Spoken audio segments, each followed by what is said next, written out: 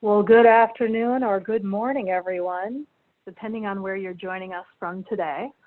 My name is Miranda Kennedy, and I'm the director of the ABLE National Resource Center. And I'd like to thank all of you for joining us today for our presentation on supporting employment for transition-age youth with disabilities, how ABLE accounts and work incentives can help.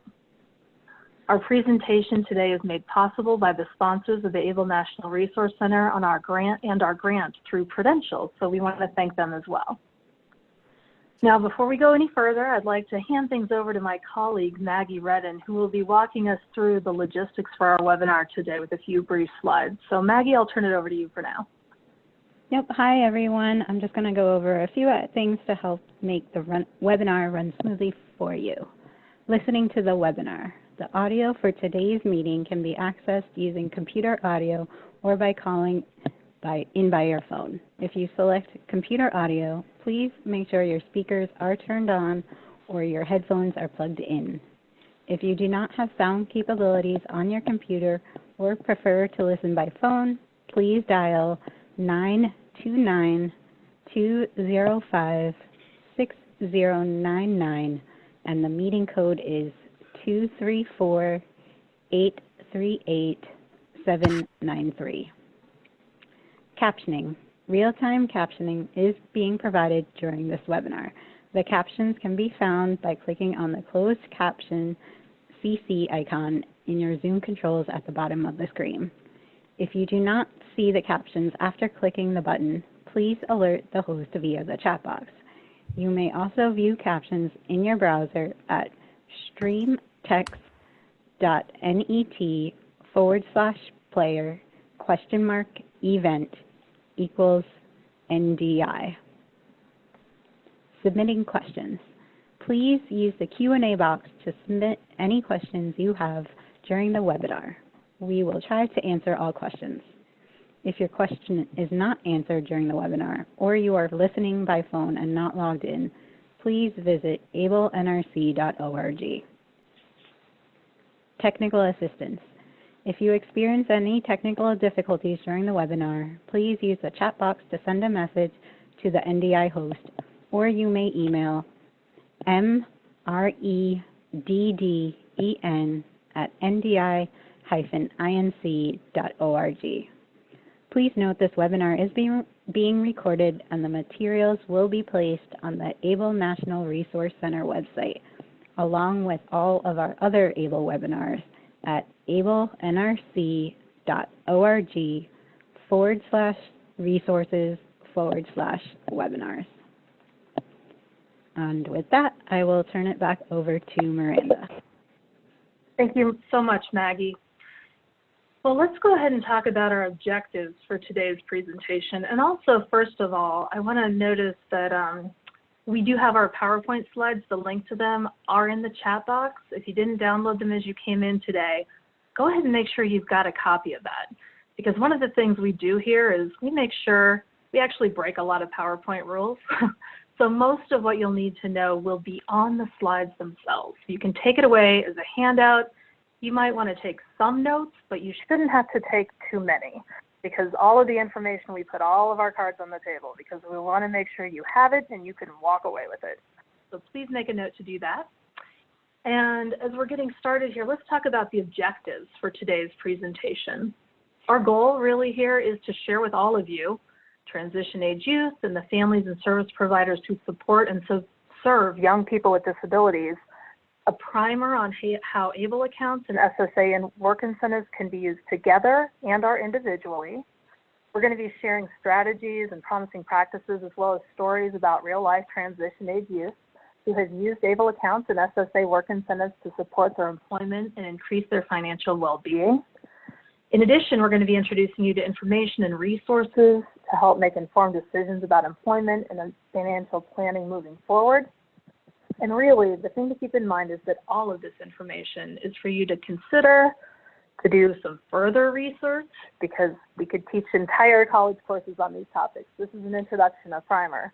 So there will be some additional research that will be helpful so that you can move forward and incorporate as appropriate into your own individualized planning around employment, in order to achieve financial goals and increase financial well-being.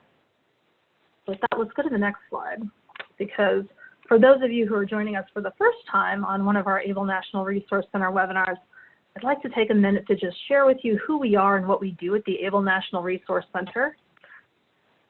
The ABLE National Resource Center, or ABLE NRC, is the leading comprehensive source of objective, independent information about federal and state-related ABLE programs and activities, including guidance on tax-advantaged ABLE savings accounts. Our mission is to educate, promote, and support the positive impact ABLE can make on the lives of millions of Americans with disabilities and their families. And our pioneering work in this area and subject matter expertise make us the foremost authority on topics related to the Achieving a Better Life Experience, or ABLE Act, ABLE accounts, state ABLE programs, ABLE-related policy developments, and comprehensive integration of ABLE and financial capability strategies for people with disabilities into public service delivery systems. Our website is ablenrc.org, and if you haven't visited that, I encourage you to do so. Let's go ahead and go to the next slide, where I want to share with you. Today's presentation will be a deep dive into the topic of employment for transition-age youth and how ABLE accounts and work incentives can support that.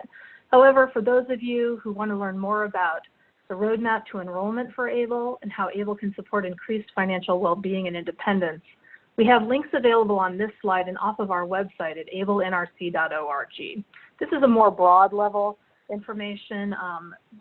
It's really foundational related to ABLE, and these roadmaps provide at each point, there's 2 roadmaps with 5 steps in each roadmap, and each point on the roadmap provides a short video as well as materials. So the first roadmap, the roadmap to enrollment, covers what is ABLE, who's eligible, how can funds be used, how do I open an account, and how do I manage my account. That information will be covered in the roadmap to enrollment off of our website. And those first 5 steps, they get you to the point of opening an ABLE account. The next roadmap is for once you've opened your ABLE account, how do you make the most out of it? And this includes information and topics, setting my financial goals, building a circle of support, making smart financial decisions, monitoring my ABLE account, and celebrating being ABLE. So we're going to be covering some of this information on today's webinar in our primer, but you can go deeper and do a deeper dive using these 2 roadmaps, which will be very helpful for you in case this is early days for you exploring ABLE. And I wanted to share this with you up front so you know that. We will also have experts joining us in our chat, in our Q&A, responding to your questions as they come in, and we thank them for being here with us today too. Okay, let's go ahead and go to the next slide and talk about our partners from the American Dream Employment Network, who we are so grateful that they're joining us here today, providing their expertise through that lens on SSA work incentives and how these incentives can support transition-age youth. So let me tell you about what is the American Dream Employment Network, or ADEN. ADEN is an approved employment network under Social Security's Ticket to Work program.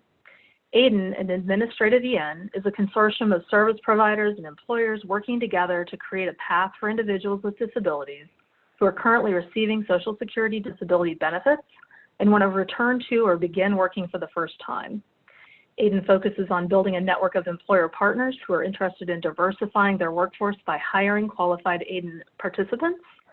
ADEN can serve as the preferred resource to federal contractors and employers looking for potential job candidates who will be provided with ongoing employment support. And ADEN is our partner project under the National Disability Institute, which oversees both the ABLE National Resource Center and the American Dream Employment Network. So let's go ahead and take a look at who our facilitators and presenters are here today. Well, there I am. This is Miranda Kennedy, who you're hearing from. I'm the director of the ABLE National Resource Center. I'm going to be joined today. I'll be facilitating and presenting here and there, but I'm joined today by some great topic experts, Lori Schaller and Kevin Nickerson. Lori Schaller is a manager over financial empowerment at the National Disability Institute and an expert on ABLE accounts and work incentives, who's worked in the workforce system as well on employment issues. Kevin Nickerson is the director of the American Dream Employment Network and has deep background in employment for people with disabilities and disability planning. We also have Joey Hill, who we're very happy to have here with us. We're going to be hearing some opening remarks from her shortly. She is a social insurance specialist with the Office of External Affairs with the Social Security Administration, and our liaison on ABLE as we're working on that, and has a background with work incentives as well. And we'll be sharing and speaking about National Disability Employment Awareness Month and some updates to Social Security materials on ABLE accounts. So we'll be hearing from her shortly. Let's go ahead and go to the next slide, Maggie. Thank you. Miranda, could I interrupt you for 1 second? Yes. Your voice is going in and out a little bit. All right, is that any better? Yes, it is. Thank you. Okay, great. Let me know if that happens again. Thanks, everyone. So what is our agenda for today? Our agenda is we will be covering, first off, what is National Disability Employment Awareness Month? We will be then turning over to Joey Hill for opening remarks from Social Security Administration.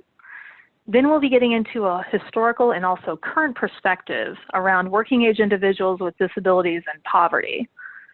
And then we'll be talking about opportunity and resources for now and into the future, because things are changing. We'll be talking about ABLE accounts and financial independence, as well as SSA work supports for youth and employment network services.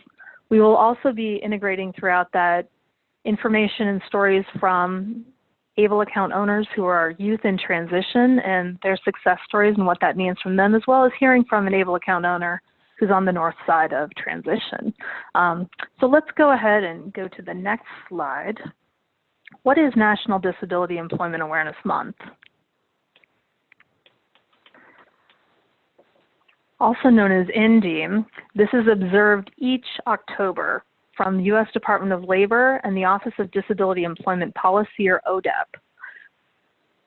And NDEAM, what it does, it celebrates America's workers with disabilities and emphasizes the importance of inclusive policies and practices to ensure that all Americans who want to work can work and have access to services and supports to enable them to do so. With continued advances in such supports, including accessible technology, it's easier than ever before for America's employers to hire people with disabilities in high demand. You can get materials on this year's NDEAM, the title and the theme of which is The Right Talent Right Now, at dol.gov/ODEP/topics/NDEAM. Next slide. And in terms of NDEAM, what can you do? Well, the 2019 NDEAM theme emphasizes the essential role people with disabilities play in America's economic success, especially in an era when historically low unemployment and global competition are creating a high demand for skilled talent. At work, it's what people can do that matters, and we all know this who are joining this call. So some things you can do are display one of the Campaign for Disability Employment's Working Works posters to emphasize the value of work and important roles that individuals, employers, and healthcare professionals play in helping people work. And you can also visit the whatcanyoudocampaign.org, all one word, whatcanyoudocampaign.org, to get some public service announcements and information and posters from that series. So with that, I'm going to turn things over to Joey Hill to give us some opening remarks. Thank you so much for joining us today, Joey. Thank you, Miranda, and hello to everyone. We appreciate the opportunity to participate in today's webinar. And again, my name is Joey Hill, and I'm from Social Security Administration, and I'm in the Office of Communications. As Miranda mentioned, October is National Disability Employment Awareness Month, and during this month, we observe and celebrate the contributions of people with disabilities in the workforce whose careers are in every industry. This is also a time to encourage people with disabilities who are not in the workforce but are interested in going to work. Here at Social Security, we understand that for millions of people, including transition-age youth with disabilities from the ages of 14 to 24 and their families, work is more than a source of income. It is a part of how they can become. It gives them purpose, pride, and connection with others in the workforce. If you or the transition-age youth in your life is ready to go to work for the first time, we can help.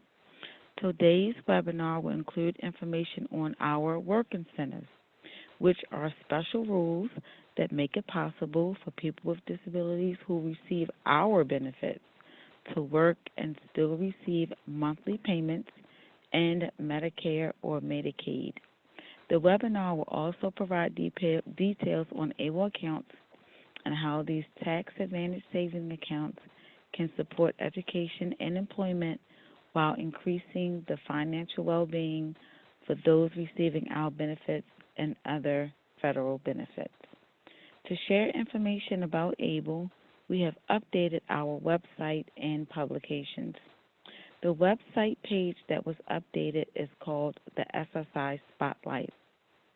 The publications that we have updated are entitled What You Need to Know About SSI When You Turn 18, Disability Benefits, and Understanding SSI. All of these publications are online. The current slide has the website addresses for all of them. We also have recurring posts on our Facebook and Twitter accounts, and information about ABLE is on our monitors displayed in Social Security field offices nationwide. We will continue to share information with the ABLE Resource Center on our progress with communicating ABLE information. Now I'll hand it back over to Miranda and the ABLE NRC team and American Dream Network for the presentation. Thank you for your time and attention. Thank you, Joey. Thank you for being here with us. I know it's helpful to get the update and information from Social Security Administration on the strides that are being made around ABLE and including more information about ABLE and updating these important resources. Please, everyone, access these resources, check them out. It'll be very helpful for you. So let's go to the next slide, and we're going to talk here about, and not spend a whole lot of time, but we thought it would be helpful just to give us a perspective on where we've been and where we are, where we're going. Give that perspective on working age individuals with disabilities and poverty and how do we combat that. So let's look at the next slide and just take a look at data on working age people with disabilities. And this might be information some of you on this call might know and others may sense, but we wanted to get us all on the same page here. When we understand that Americans with disabilities make up an estimated 20% of the U.S. population, so that's 40 to 57 million people. And many people with disabilities live at or near the poverty level. 1 in 5 families have a family member with a disability, and of those, 35% are 22 million working age adults with disabilities, ages 16 to 64. Working age adults with disabilities are twice as likely to live in poverty than those without disabilities, 28% for those with disabilities compared to 13% for those without. And a major cause of poverty among disability beneficiaries is the low rates of employment within that population. Next slide. So what contributes to employment disparity? Well, a number of things do. Lack of education, limited resources and savings to access education. From a Federal Reserve report, we know that research indicates that engaging in the activity of saving for college increases enrollment by 30%. Additionally, in terms of what contributes to employment disparity, efforts to retain Social Security and public benefits, and for good cause as well, but those efforts can contribute to employment disparity and lower employment rates in poverty, as well as limited employment histories and limited knowledge of financial education and access to mainstream banking services. This is all what we are here today to talk about. So how can we help to end this cycle of poverty? I can think of no one better to turn it over to right now than my colleague, Lori Schaller. Lori? Thank you, Miranda. So employment as a foundation to greater income and savings. A large body of research finds that paid work experience while in high school is an important predictor of whether youth with disabilities are employed as adults. Youth with an individualized education plan, an IEP, are less likely than their peers to participate in work, extracurricular sports, and clubs, or to get together with friends. youth need opportunities to build self-esteem and skills that transfer to employment. And these stats are being pulled from the U.S. Department of Education report dated March of 2017 in Preparing for Life After High School. So youth who have a disability really need more opportunities than other youth to engage in employment-related activities so that they can develop the necessary skill set. Next slide. School work experience. Well, schools are appearing to attempt to fill part of the gap by offering school-sponsored work experiences. Schools only play a modest role, though, in finding jobs for both youth with and without an individualized education plan because most paid jobs are not school-sponsored. The Department of Labor Youth Employment Programs are offered to individuals ages 14 to 24. And so, Miranda, if you'd like to follow with the next notes. Thank you, Lori. Yes, let's go ahead and talk about what lies ahead for people with disabilities.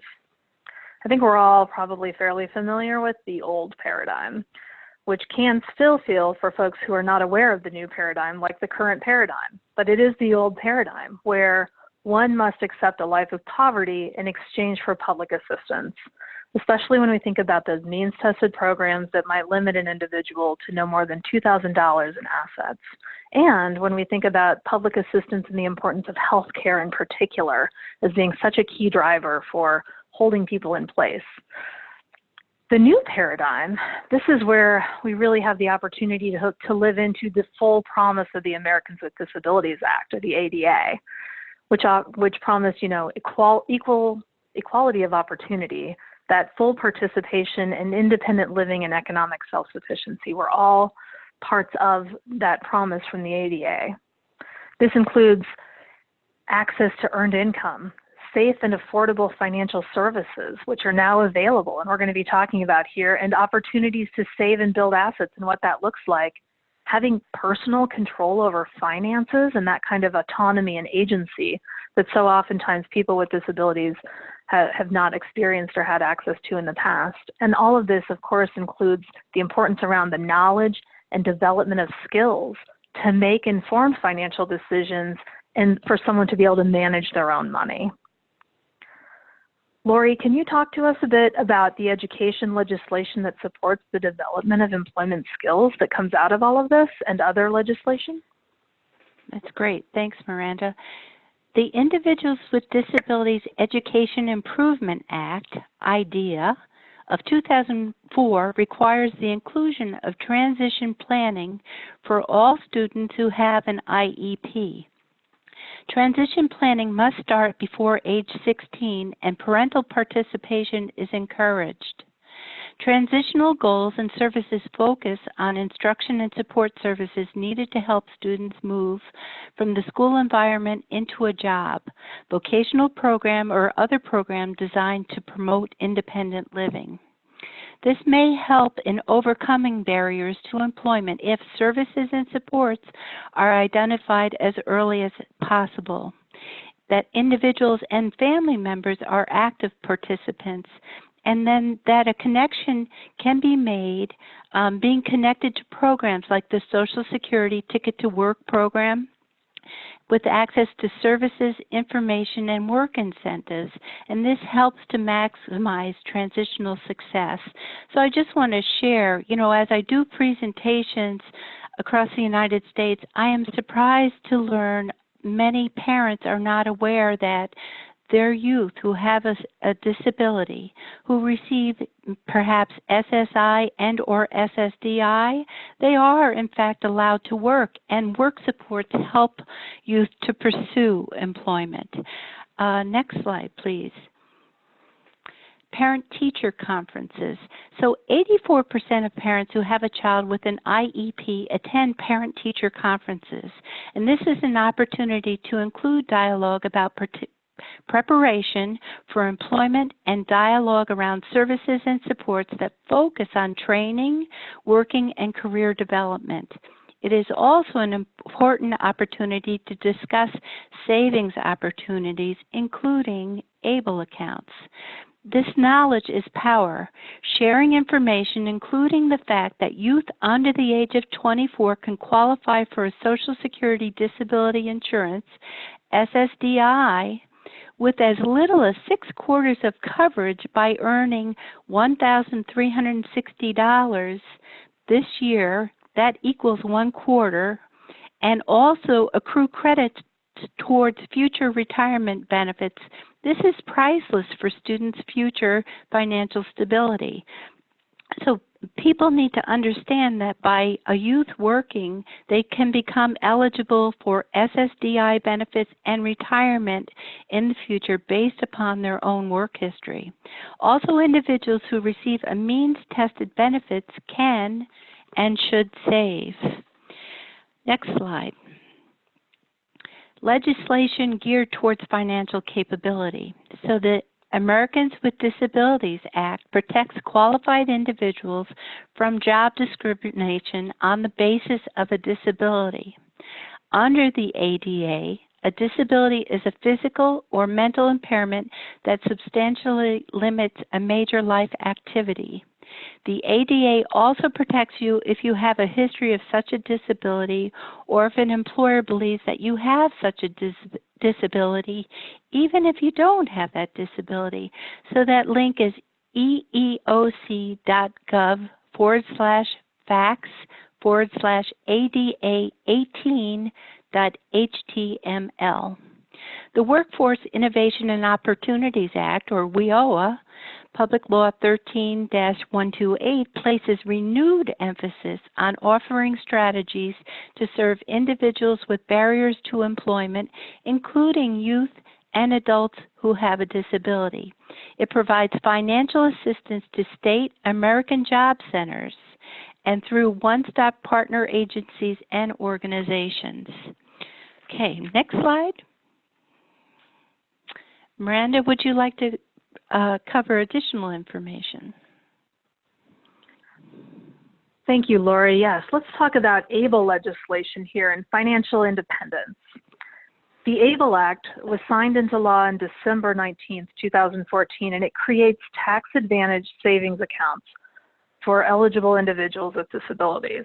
We'll talk more about that in a moment. This is where millions of individuals with disabilities and their families receive and depend on a variety of public benefits for income, health care, food, and housing assistance. And there's a resource limit for most means-tested benefits. And ABLE savings, that does not count. It does not impact eligibility for federally funded means-tested benefits. So what does this mean? For families who live at or near the federal poverty level, working and saving in an ABLE account really can transform a youth's life, a young person's life. We should call them young people instead of youth. But an ABLE account also can offer the opportunity for young people to learn money management skills, which are very important and a marker for success into the future. And an ABLE account, that's a safe place to save earnings that can be used to support education, employment, and retirement savings for the future.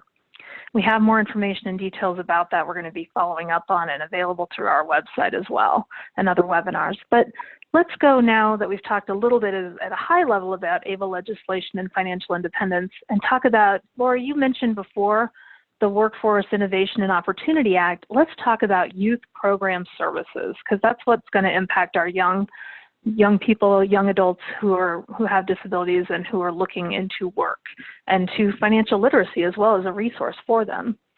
So WIOA Youth Program Services, they have a financial literacy education as one of the 14 program elements for their youth programs under WIOA. So financial literacy education is actually a requirement in there. And financial literacy education, that refers to activities that provide young people with the knowledge and skills they need to achieve long-term financial stability and success. Financial literacy education encompasses information and activities on a range of topics, such as creating budgets, setting up checking and savings accounts, managing spending, credit and debt, understanding credit reports and credit scores, and also protecting against identity theft. And more information can be found at youth.workforcegps.org/resources. And looking under the financial literacy education piece there will be more information. So Lori, can you talk to us about the link to TransitionAge Youth? Yeah, so we had lots of questions prior to today's webinar about what age encompasses TransitionAge Youth. So that's youth between the ages of 14 to 24. But we want to emphasize here that there are work supports for individuals who receive SSI and or SSDI benefits up through their retirement, their age of retirement. So we want to urge everyone, if you've missed out on the opportunity as a youth, please explore employment opportunities and work supports designed for you regardless of your age. So in critical transition age years, a young person's future can be determined. Part of a successful future includes obtaining the knowledge and skills a person will need to maximize their independence and financial self-sufficiency. This may involve accessing employment and educational opportunities, including career and technical education, obtaining employment-related services and supports, finding stable housing, and acquiring health insurance coverage.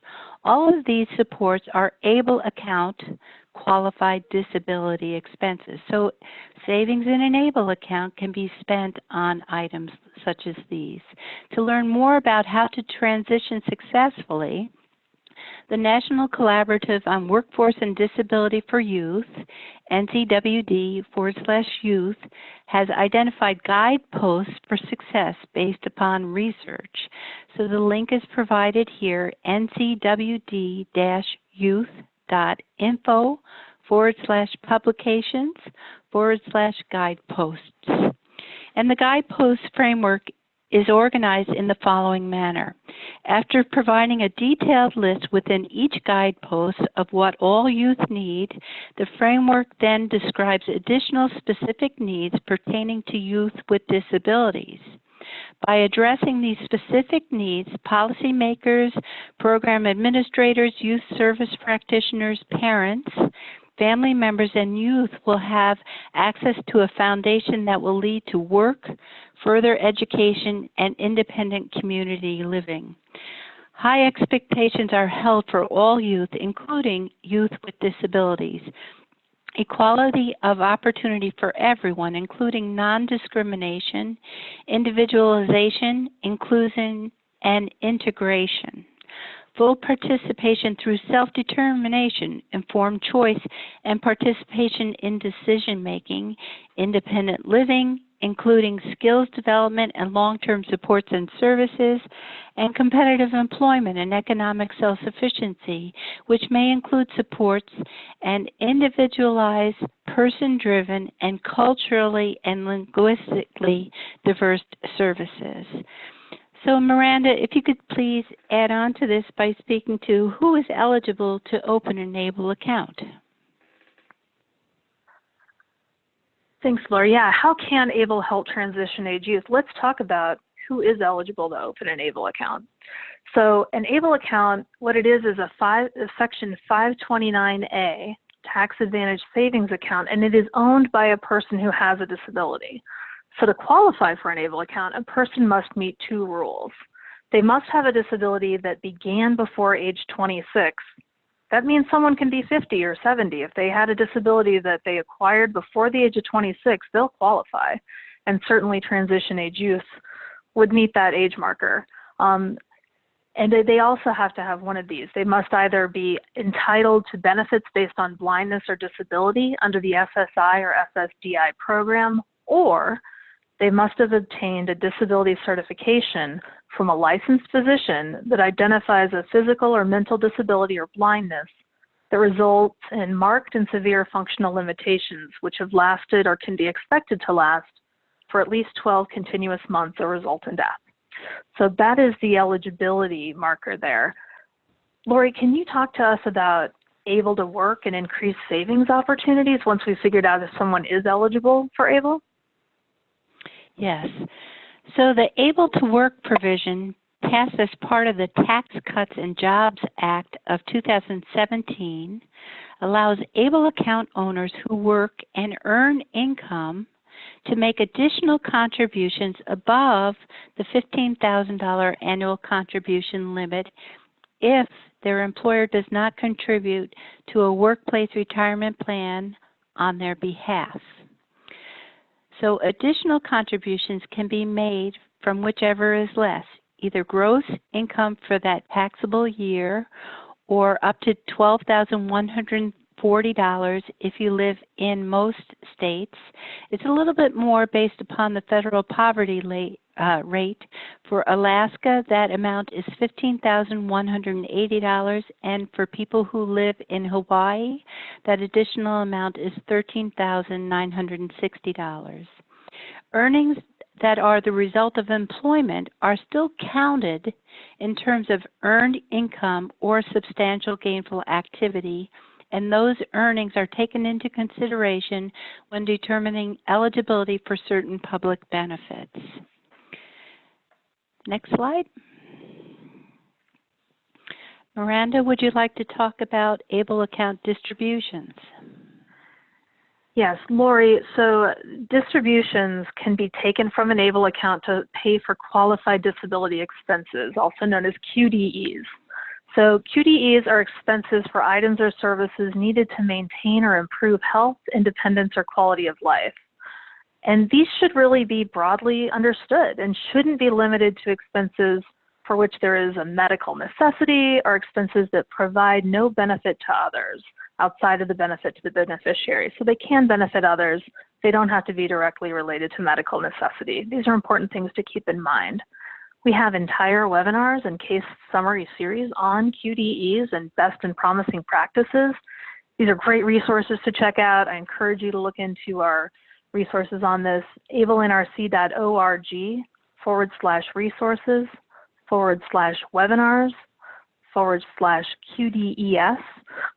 We'll bring you there. We also have our different uploads and information on QDE expenses and a PDF on that and a case summary. So check those resources out for more in-depth information on QDEs broadly.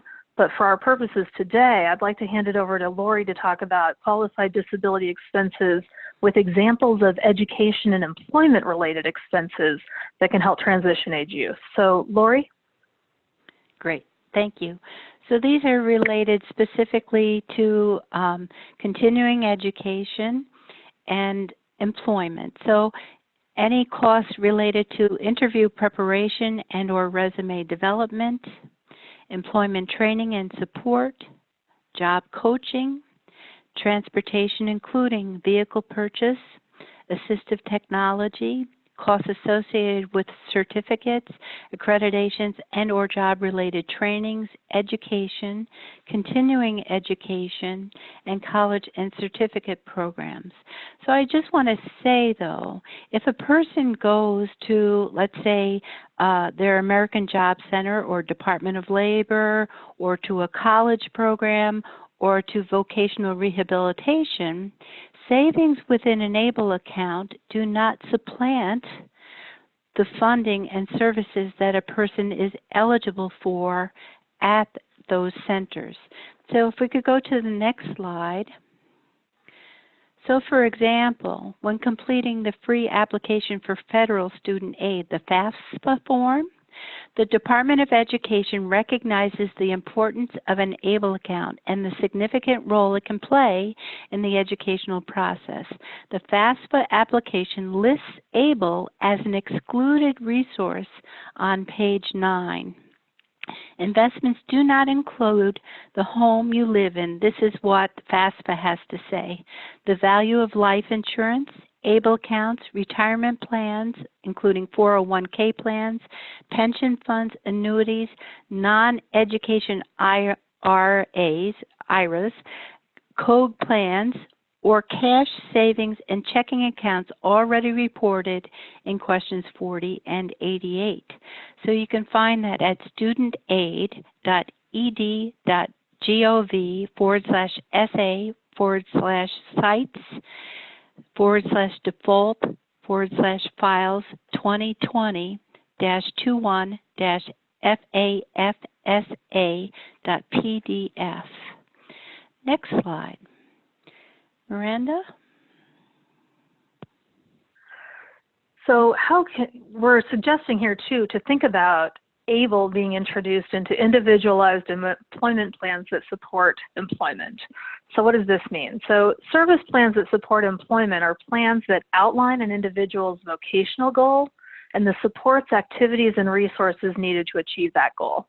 This plan is in writing and it's agreed upon by the individual who's the driver, as well as their circle of support and the service providers who are going to be providing supports towards achieving that goal. And an ABLE account, it can be used to augment services and supports that are already available or funds for those that are not available or that might go beyond, additional services or supports that would be helpful that aren't covered by others. So examples of these in terms of qualified disability expenses, and I know Lori mentioned some of this, but paying for additional job coaching, counseling, assistive technology that's not covered, transportation, work uniforms, tools, etc. And in fact, instead of just listing this here, I thought we might go to our next slide and start sharing. We've got 3 stories I want to share with you of ABLE account owners and how some of these QDEs play out in real life and how ABLE is supporting employment. So we see here, we've got our ABLE National Resource Center ambassadors, the first of whom, Amy Tesler, is the parent of an ABLE account owner named Scott, who is 23, and he's seen here working at his first project search internship at the DoubleTree. He's currently working 20 hours a week for a school district washing vehicles in his second rotation with Project Search. Scott was diagnosed on the autism spectrum when he was 2 years old, and Amy set up an ABLE account to complement the Special Needs Trust, or S&T, that's actually going to be the major financial support for Scott's future. Scott pays his full share of housing expenses with his Supplemental Security Income, his SSI check, his wages, and supplemental funds from his ABLE account. His SSI payment is based upon the full SSI rate because ABLE funds are not counted as income. This payment is reduced due to his wages, but he uses work incentives, which we're going to be talking about in the next half of our presentation, to keep more of his income. So stay tuned to those future slides where we're going to dive into those details. The funds from his ABLE account are not counted as income by SSI or means-tested programs. And that's really helpful here. And importantly, Scott uses his ABLE funds to pay for his transportation to and from his job. So he uses Lyft and Uber, and the debit card that he has set up through his ABLE program, that's what he uses to pay for this employment-related support in terms of transportation. And what Amy has to share about Scott is that Scott will always need help managing money and paying his bills. It wouldn't be prudent to give him access to a large amount of money, but having the ABLE account will help him gain some basic financial skills. He's getting that. And in our situation, she says, having both the Special Needs Trust and an ABLE account is ideal for maximizing his benefits and helping him achieve some financial independence. So let's take a look now at another example of successful employment, and from our ABLE National Resource Center ambassador, Denise Geringer, who's also the parent of an ABLE account owner. Denise's youngest son, Jacob, fourth of 4 sons, is a 23-year-old office assistant at the Little Leaf Learning Center. Actually, I think he just turned 24 in September. Jacob, who has Down syndrome, is diligent about saving money in his ABLE account because just like other 20-somethings who live with their parents, Jacob can't wait to move out of mom and dad's house. His goal is to purchase his own home with a yard for his dog, Miller, who you see here in the awesome sunglasses. So Jacob has actually made 2 purchases with his ABLE fund so far, both employment-related and qualified disability expenses. One has been a modified bike that he purchased that he hopes to use in the future, not currently using for this, but hopes to use in the future as independent transportation to work. Currently his work situation right now is a little further out. But he also used his ABLE funds to pay for travel expenses to audition to be on the runway at the Global Down Syndrome Foundation, Be Beautiful, Be Yourself, their fashion show in 2017. And he actually won that audition, and that was a great work experience. And you see him in the lower left-hand corner on the runway with a supermodel. And Denise says, as a parent, I want to make sure that the resources are available for Jacob to live as independently as possible. When the time comes when his siblings will be his primary support, we want to make preparations so their lives will not be burdened financially. You know, he's also got a ticket that is assigned, and I think that we want to be looking into that as well, what the opportunities might be for that into the future in terms of looking at work and employment. And I know Kevin is going to be talking about continuing disability reviews, and that's a situation for Scott and individuals like Jacob and Scott, who we just talked about, something to be considering and the benefit around that. So let's talk about our final example today of a transition age young person who all of these folks are in their early 20s. They're kind of on the north side of the transition age, so it's good to look to them for examples of how ABLE has been used and can be used, and also how work incentives can fit in here. And Taylor's actually here with us. I'm going to tell you a little bit about her, and then I'm going to throw it over to her to hear from her and hear her voice. But Taylor is a 24-year-old graduate of the University of California with a BA in molecular and cell biology. She's applying to medical school. She got in the 92nd percentile on the MCAT this spring. Taylor's someone who has cerebral palsy, and she's using her ABLE account for tuition so that she doesn't have to take out significant loans once she's accepted into medical school. And Taylor has shared that, you know, she was ecstatic when she first learned about the ABLE Act and the financial freedom that it offered, and what an immense relief it was knowing she could save for medical school and not have to worry about losing her Medi-Cal coverage or having to take out those astronomical school loans. And because of her ABLE account, having that better, more financially secure future. And then, of course, into the future, using her ABLE account for housing, emergencies, and retirement. And Taylor, I just want to ask you, can you tell us about how your ABLE account and past, current, or future use of work incentives will help you achieve your employment goals and increase your financial well-being? And if we can make sure to unmute Taylor's line. Hi, everyone. So I initially... Hi, Taylor, and could you speak up just a little bit? Sorry. Good? That's great, thank you. Okay, great. I initially opened my ABLE account to start saving for med school because, as everyone's probably noticed, med school and just going to college and pursuing an education in general is getting more and more expensive. But I became a client of the Department of Rehabilitation in California. And like Marlene mentioned previously, I actually had a ticket to work that was activated because of it.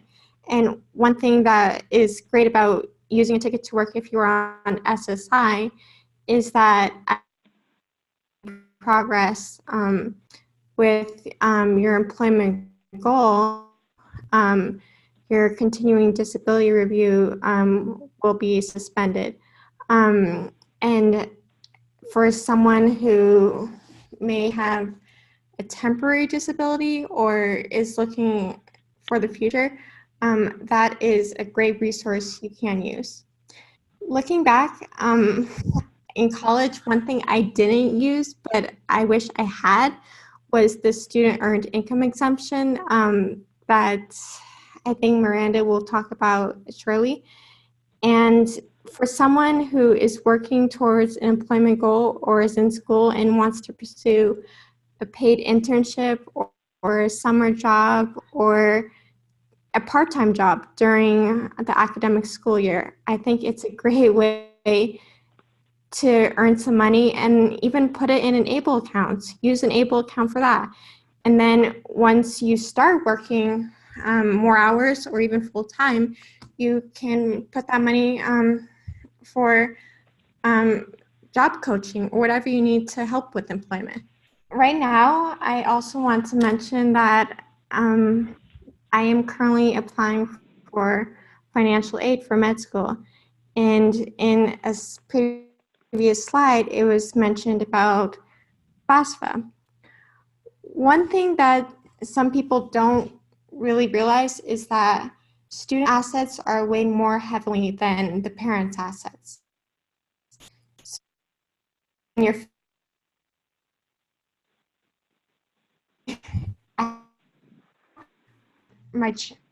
my child has, and we're saving this, but is it going to be counted against us? And one thing that the Department of Education has recently said is that they're updating it so that a student's able account won't count as an asset or an investment when you're filling out the application. And that's great because with college, you want to be able to give your child an education, but you also don't want it to be a financial burden. So that, I think that is using you can use. And in terms of an able account, one other thing is for people not pursuing education, if they immediately want to go into the workforce and use a tool like the Department of Rehabilitation. One thing I was talking about with my work incentives planner yesterday was that when you start your job, I mean, your DOR case eventually closes. But if you need something like job coaching, then one thing you can do is you can save some of your money in an ABLE account. And then when you need to use it for job coaching, then one thing you could do is you could put it as an impairment-related work expense, which Miranda will also talk about a little later, and that is another work incentive you can use. Great. Thank you so much, Taylor, for your insight and your perspective and your story. You're clearly very savvy. I know you've spent a lot of time doing some research into this and making those good, sound decisions for yourself, and everyone's story is individual, right? Your story is different from Jacob's, which is different from Scott's, which is different from everyone who's listening in here, right? And their family and service providers who are helping them. So one last question I have is, what advice do you have for other transition age young folks or their families or service providers who are listening here today? Well, like you said, every family is different, and every person with a disability and family who has a child with a disability is going to be different and have different needs and different goals. But I truly believe that one thing that could help them and could help everyone is just open an ABLE account. Even if you're not unsure right now, but you want to make a plan for the future, it's a great thing to do, and to just have that safety net and to use that in combination with work incentives and research the ones that are best for the individual and their family. Well, thank you so much, Taylor, for joining us and speaking to everyone here today. We certainly appreciate it. We enjoy having you as one of our ABLE National Resource Center ambassadors. And as Taylor mentioned, we are going to be talking about Social Security employment supports and ABLE accounts. It's actually not going to be me. We're going to get a break from my voice. We're going to get to finally hear from Kevin Nickerson with the American Dream Employment Network, who I mentioned way back at the top of the hour. And for those of you who are following along, it's a good thing we've got 75 minutes today, because we're going to need those 15 minutes after the hour. But I'm going to hand it over to Kevin. I know you're going to give us kind of a high-level overview, but also some great resources and information and ideas, Kevin, on Social Security work incentives and employment networks. And Lori's going to pipe in as well, but go ahead and take it away, Kevin. Well, thanks, Miranda. I sure am going to try. I was tasked with giving you all the information you need to know about work incentives in about 4 slides. And everybody on the call today that knows something about incentives is laughing at me, because they know that's not possible. I will scratch the surface today is what I will do with this audience, and just give you some high-level information like Miranda said about work incentives. But if I could, if you would indulge me to just talk to you a little bit about my background. I've been advising people since the early 90s, I hate to admit, on their benefits, and have probably talked to thousands of beneficiaries. So it's given me some unique perspective. I also started the first employment network in New York State, which I'm proud of, that has led into other things, and we'll talk a little bit about that today. Miranda mentioned AIDEN. I'll speak on that just a little bit. But let's talk about work incentives generally. What are these things? First of all, I think many beneficiaries out there don't know anything about them at all. That's been my experience in talking to folks over the years. Work what? I think if I work, generally is what I've heard, I'm going to lose my benefits. And that's not true. That's the farthest from the truth that it could be. Because of all these policies Social Security has, and because of these things they've created called work incentives. So what are these? Generally, work incentives allow beneficiaries to go to work, who want to work, and to keep some or all of their monthly benefit for a period of time, along with Medicare and Medicaid, and that's super important, I'm sure, to people listening today. Now, how does this, I'm going to try to, weave this together with ABLE and how this works, but you can imagine here, if you've got more money because you're using work incentives, which you will, you have opportunity. And if you have an ABLE account and you have extra money, I have good ideas for you, and I think so do my colleagues, and that would be, why don't you save some of that for the future, right? Now, we want you to think about this more broadly, too. For example, combining these work incentives we talk about, and what if you are working? You've got employment earnings, and now we've also got these tax credits that exist today. When we combine all these things, there really are some opportunities for people to save, now more than ever because of the ABLE accounts that are available to people. Now, as I said, I won't be able to give you all the information you need about work incentives today.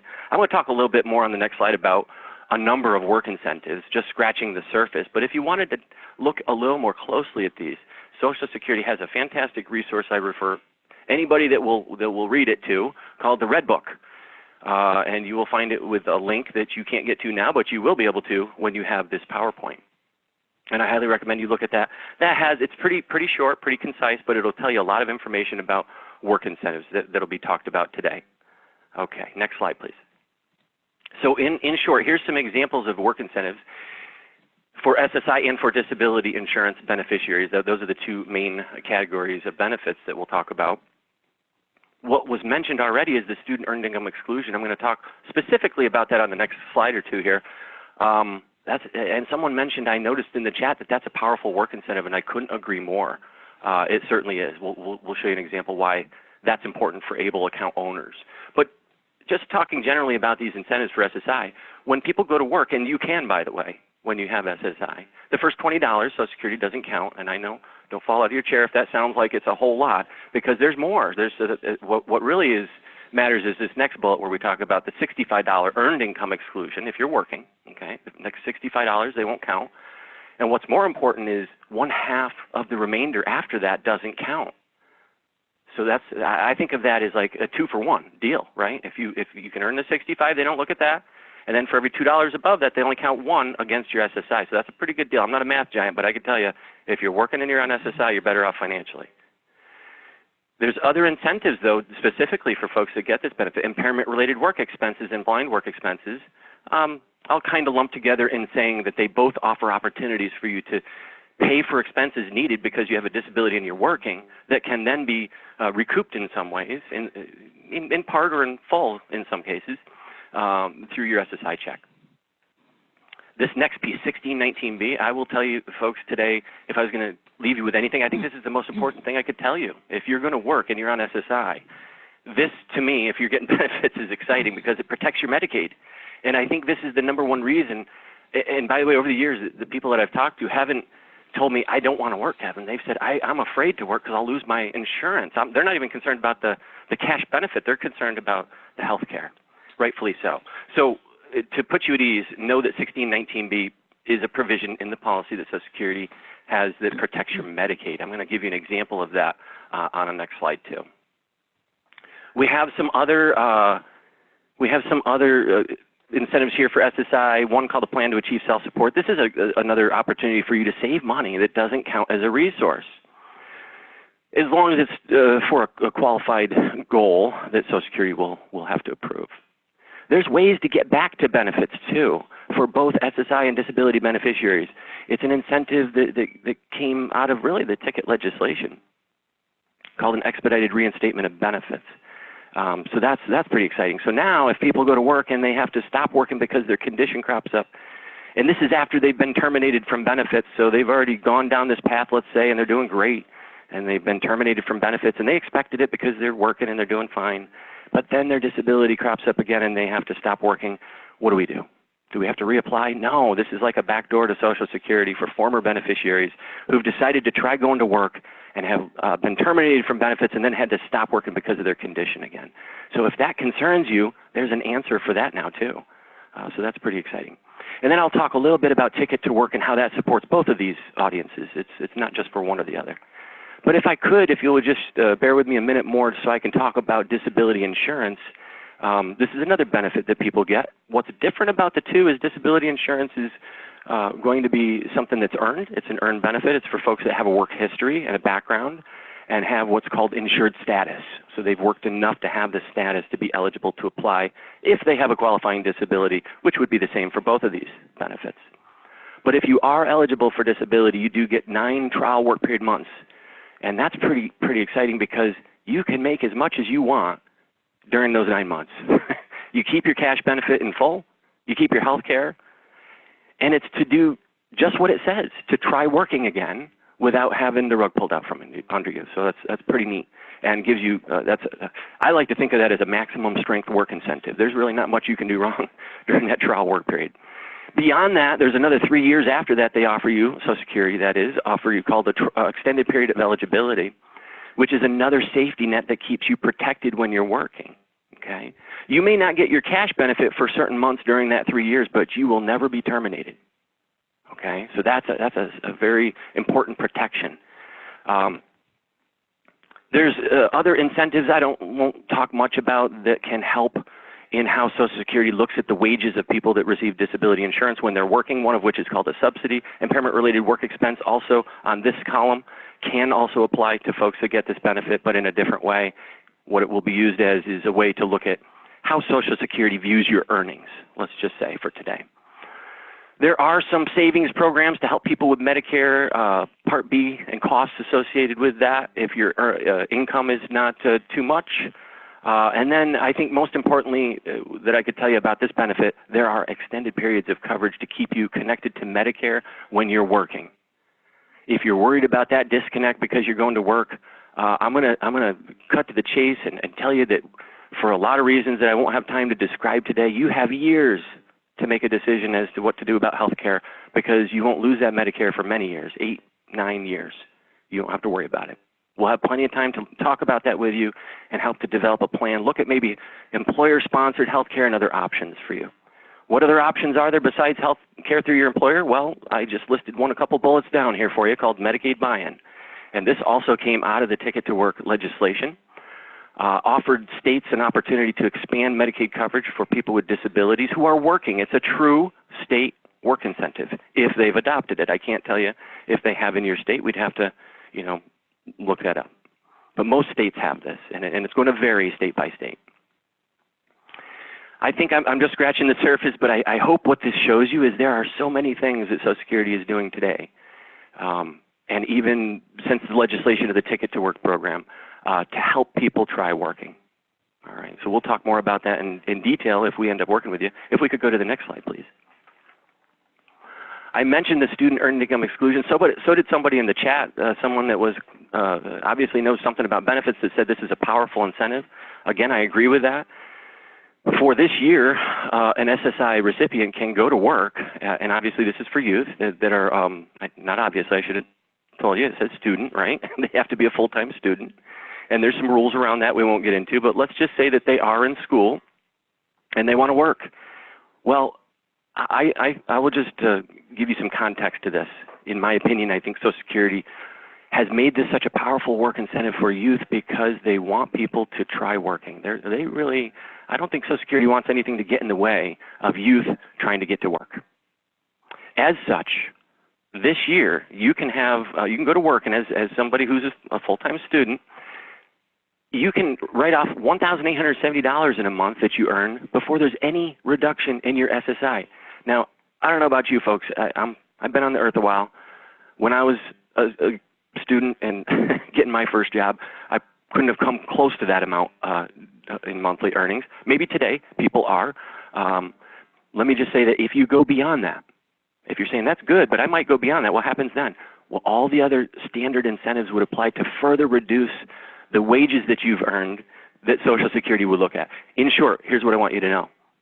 you're going to keep most of your money, if not all of it, when you're a youth trying working, generally speaking, for the first time. Pretty exciting. I think my conclusions in how I think this ties to ABLE is obvious. All right, this allows people with disabilities on SSI to try working without an impact or with a marginal impact. If you have a marginal impact, you've done so well that month in earnings, you probably don't care. Good for you. It also offers an opportunity for people to save money they wouldn't have had. If this incentive didn't exist, your SSI would immediately be impacted by earnings if you were a youth in this position, right?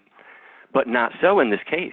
In this case, you get this huge opportunity to save some money for your future. Now, I will say this, I think that's hard for youth. That's a separate issue. That is the whole idea of saving that extra money, but that's a separate webinar. If we could go to the next slide, please.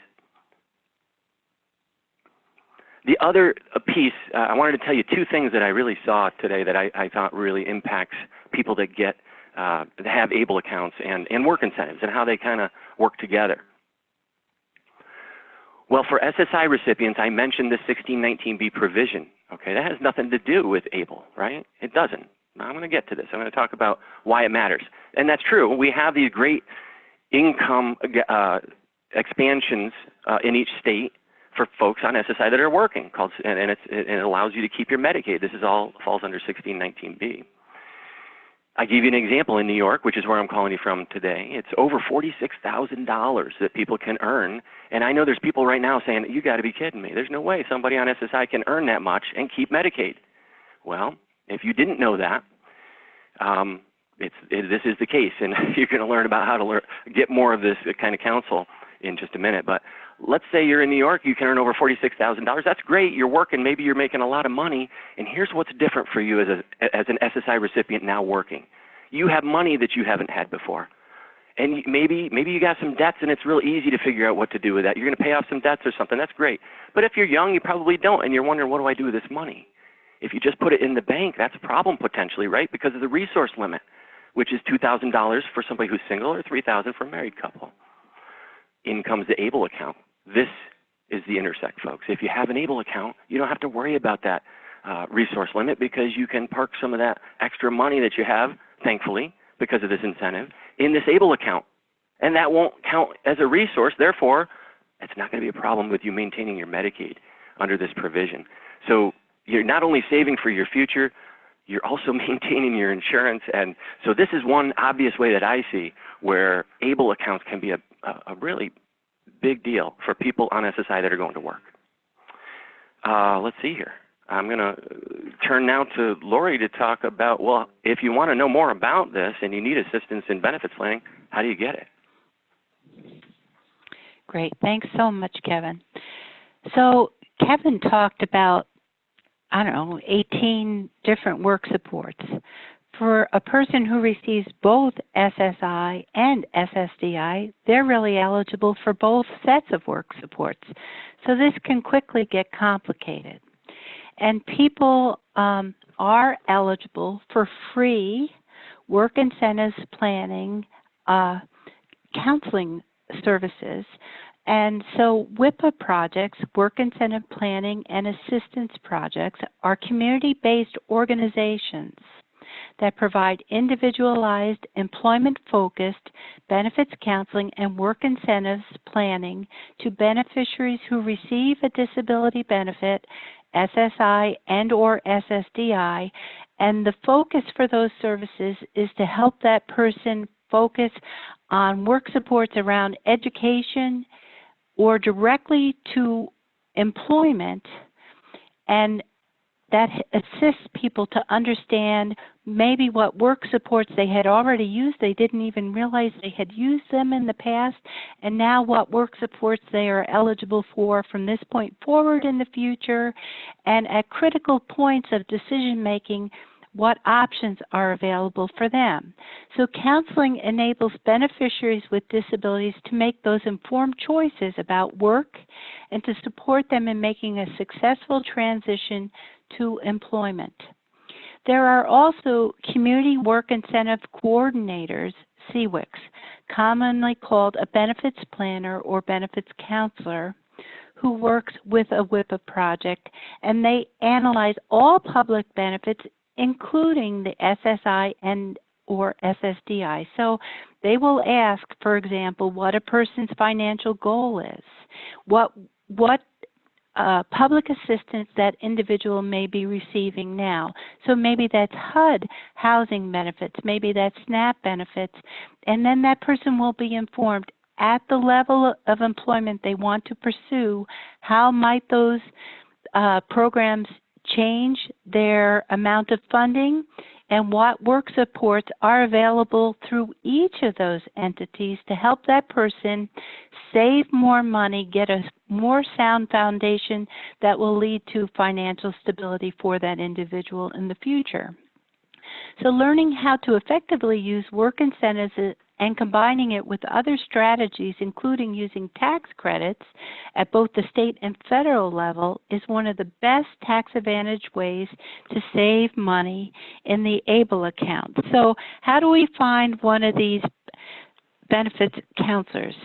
So a certified work incentive counselor, a CWIC, who works for a work incentives planning and assistance project, or WIPA, like I said, analyzes all public benefits and provides free benefits counseling services to individuals who receive disability-based benefits from Social Security.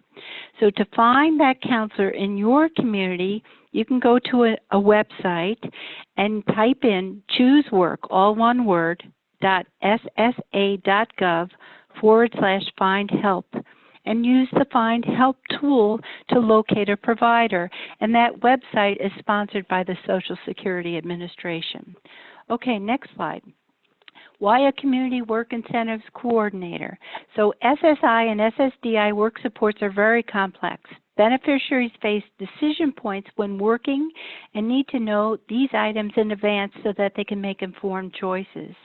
Beneficiaries may need help or guidance in navigating the Social Security system to use various work incentives and to report wages to avoid overpayments of benefits. Beneficiaries may need help in answering questions related to contributions to an ABLE account or to disbursements from an ABLE account. To find a CWIC benefits planner, like I said, please go to choosework.ssa.gov. And they can tell you about all the work incentives, including providing information about the Ticket to Work program. Miranda, would you like to speak a little on the Ticket to Work program for youth aged 18 and older? Why, yes, I would. And I'll just share quickly that the Ticket to Work program, commonly called TICKET, offers Social Security beneficiaries with disabilities age 18 through 64, for those of you who might be above that youth range or might have family members or others, the choices, opportunities, and supports needed to find and keep employment, increase their earnings through work, and reduce their reliance on cash benefits. Participants can retain payments in Medicare and/or Medicaid while they transition off of benefits. The goal is to help ticket holders decrease dependence on cash benefits and eventually become self-sufficient through work. You know, that's the story that Taylor's living, right? With her goal of becoming a physician, using ABLE accounts, work incentives to transition off, become self-sufficient, continue to use that ABLE account, but not be on needs-tested benefits. So Ticket expands the network of service providers, which provide free services and supports to beneficiaries to get good jobs, establish careers, and become less reliant on public benefits or leave them behind. Those service providers are called employment networks, so that's what Kevin and his work with the American Dream Employment Network are. And they may also be vocational rehabilitation agencies who may also take the ticket and assign it to their agency. Could be other private organizations, employers. American Job Centers can serve as employment networks, as well as community rehabilitation providers and others. So Kevin, can you tell us just quickly what Ticket to Work, some things you should know? Kevin, Absolutely. you might be Thanks, on mute. Miranda. Yeah, there you go. Yes, I was. You know, first of all, let me just say this is a voluntary program. If you're wondering about, you know, the goals and maybe you can't achieve those goals, don't worry. It is a voluntary program. Social Security knows not everybody can do this, and sometimes it has to do with timing.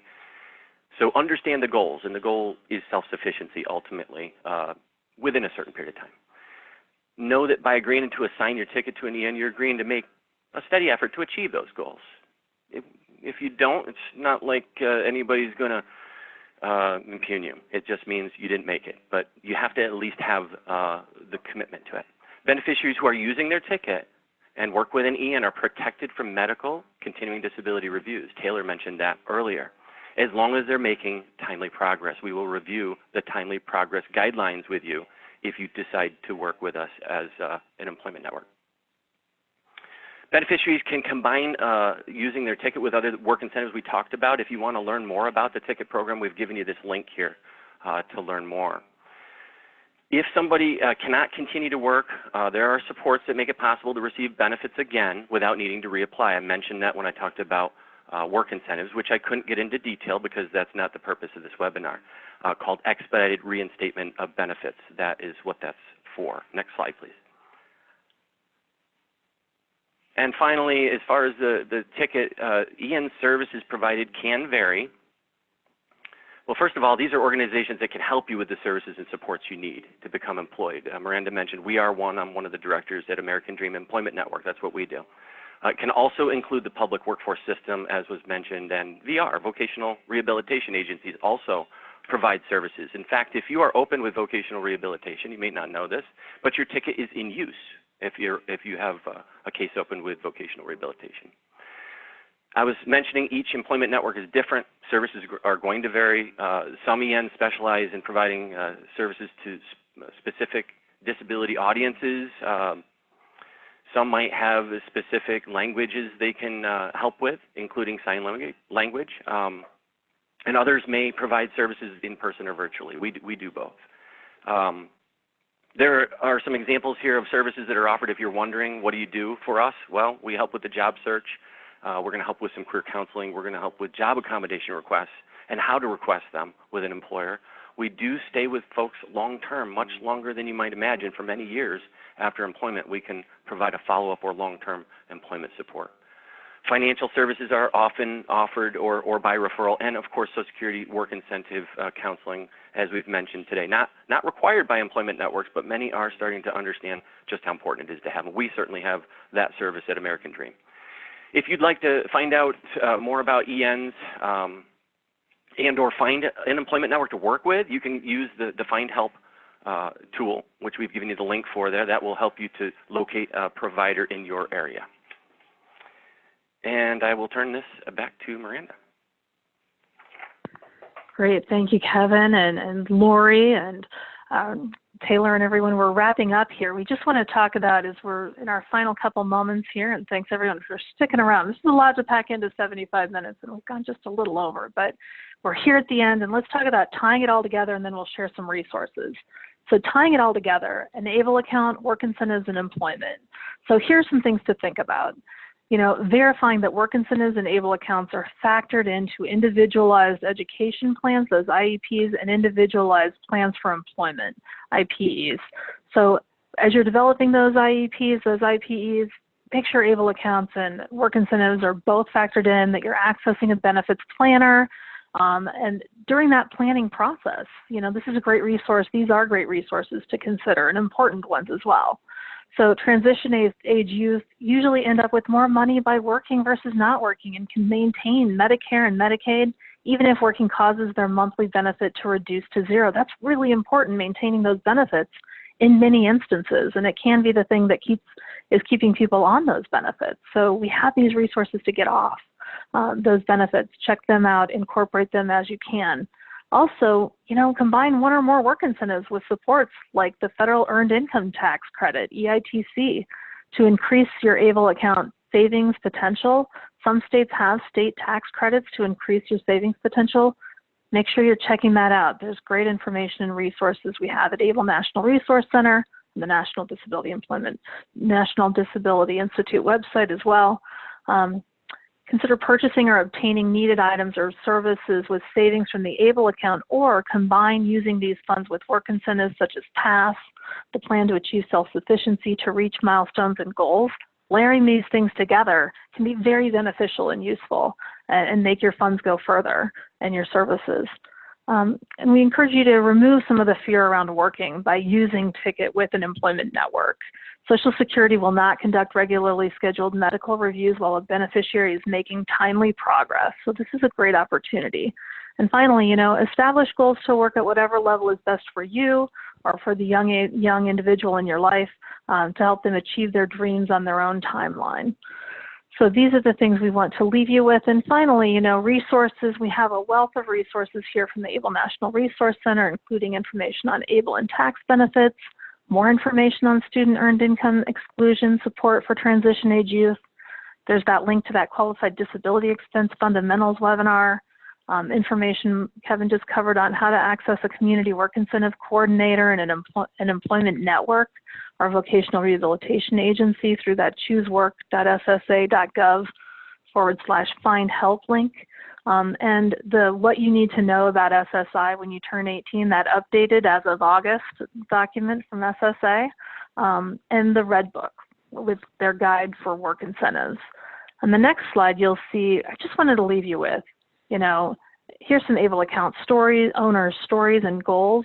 You'll see the faces of ABLE account owners and their family members who've served as our ambassadors from last year and this year. There's a wide range of stories and goals that people are hoping for, and there's employment goals in there as well, and education goals. So check out some of those stories. They come from our newsletter and our spotlights and highlights we've been doing on ABLE account owners. The power of those voices. Finally, on the next slide, if you're interested in becoming a 2020 ABLE NRC ambassador, you're living into your own goals and you're using these resources. You don't have to have all the answers, but if you've got a compelling story, we'd love to hear it and engage you and have you give us your insight and perspective. Please consider applying to become a 2020 ABLE NRC ambassador, or having a member of your family do so, or if you're a service provider, if you think of folks you're working with who would be good at this. It's a great opportunity. We really benefit greatly from this insight and this perspective and these voices and these stories. It also makes these presentations a lot more engaging. Okay, final slide, please do help spread the word about ABLE. We've got our information here on how to subscribe to our Achievable newsletter, our monthly newsletter. You can also connect with us on social media, on Facebook and Twitter. And please do continue to participate on our upcoming ABLE National Resource Center webinars to continue to stay informed. We'd like to thank again our partners with the American Dream Employment Network for joining us here today, and our ABLE account owners as well for sharing their stories.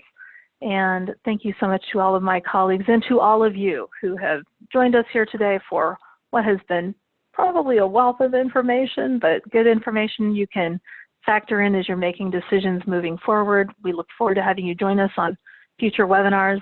And the final thanks go to our sponsors, who you see on the screen here, including our gold level sponsor, Prudential.